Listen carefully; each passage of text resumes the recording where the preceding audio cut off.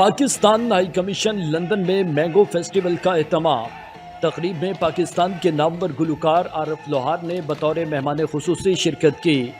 تقریب میں سفارتکاروں، برطانیہ حکومت کے اعلیٰ حکام، پاکستانی تارکین وطن کی ممتاز شخصیات اور میڈیا کے نمائندوں نے تقریب میں شرکت کی۔ ڈاکٹر فیصل نے کہا کہ پاکستان میں کاشت کیے جانے والے آم پاکستان کی زرعی زرخیزی کی اہم مثال ہیں۔ پاکستانی آم دنیا بھر میں اپنے منفرد ذائقے اور خوشبو کی وجہ سے پاکستان کی پہچان بنا ہے۔ مہمانوں نے مینگو شیک، کسٹرڈ، پیسٹری اور کیک سمیت پاکستانی آم کی مختلف اقسام کا لطف اٹھایا۔ 200 سے زائد اقسام کے ساتھ پاکستانی آم پوری دنیا میں برآمد کیے جاتے ہیں اور اپنی مخصوص خوشبو اور ذائقے کے لیے مشہور ہیں۔